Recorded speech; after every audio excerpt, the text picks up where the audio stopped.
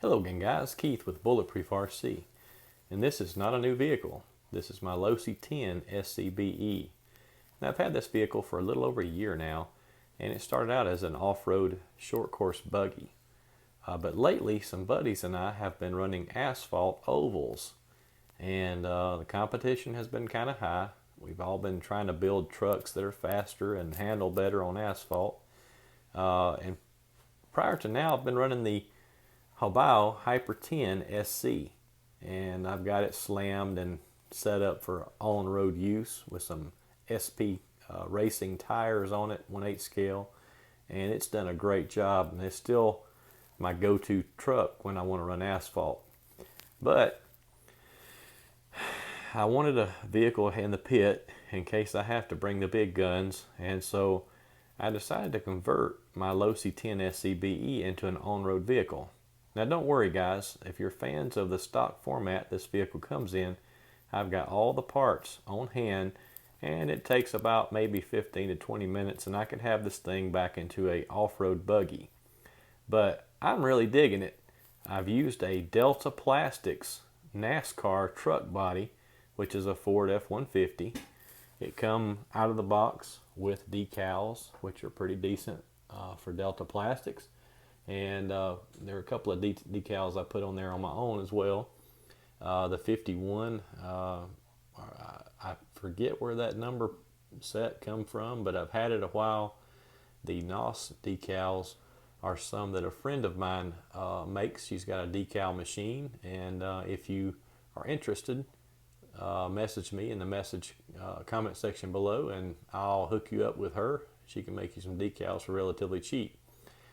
But all in all, I used the metallic orange Tamiya, metallic blue or metallic dark blue from Tamiya, and I think it turned out decent. I'm going to pull the body and let's get a look at under the hood, and I'll show you a few other things I've done. Alright, under the hood's nothing real fancy. Got Losi SCTE front and rear bumper. Add a little foam in there to keep the body in place during collisions. I failed to mention that Delta Plastiks body is also 2 millimeters thick, so it's a thick one. Grab it real quick, show you a couple other things I did the body. I put in some drywall mesh and shoe goo to kind of stiffen up the front end, which was already stiff.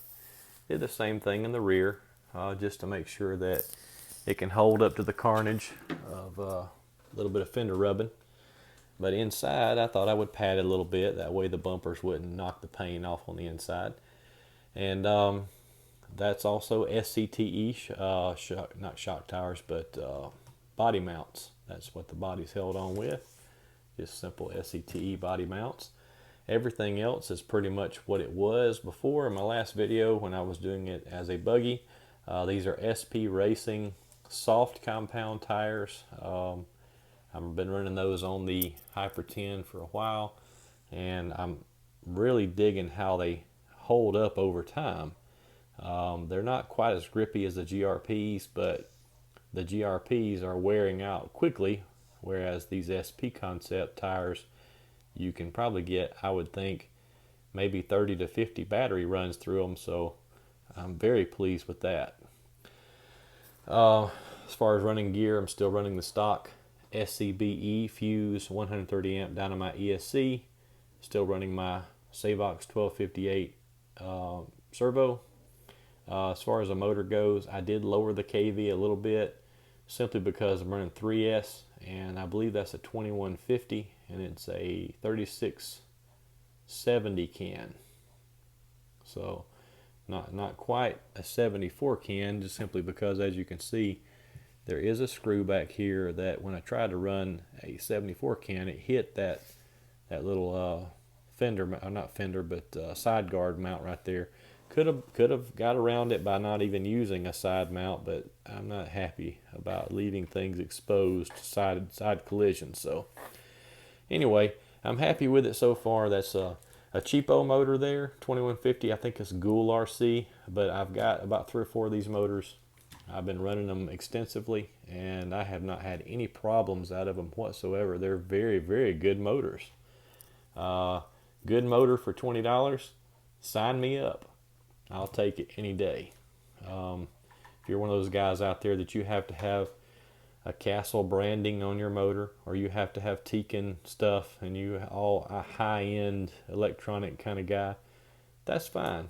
But I've got an associate's in electronics, and I can tell you that the cheap stuff is just as good as the popular stuff. And when my hobby wings burn out, I can buy 3 more for the price of 1 Tekin. So anyway, do what you want out there, but spend your money on what makes you happy, and I'll do the same. This is a Yay Racing Tornado cooling fan, 40 by 40 millimeter, and it's not really needed because on 3S with this 2150 it doesn't get real hot, but I like to keep my electronics cool and running a long time. So other than that, only other modifications I've done to it since the last video is I did put a little bit longer thread rods in here. Just took some longer Losi screws, cut them off, made a shaft just to give a little bit more battery room. Now I can fit a 4S and a 3S in here with no problem. And yes, this ESC, which is a 130 amp, can do 4S as long as you're running a motor that's under 3000 kV. So all in all, pretty happy with this setup. I have not ran the truck extensively yet, but we're going to be getting together to do some oval racing soon. I'll let you know how it all turns out. Oh, I did use the droop screws, of course, to lower the vehicle down. It's not super low, the chassis that is, but the body is. And literally I have not been able to traction roll this vehicle at all. It handles really well, so pretty happy with it. But I guess that'll do it for this video, guys. And as always, like and subscribe, shoe fits, and have yourself a great day.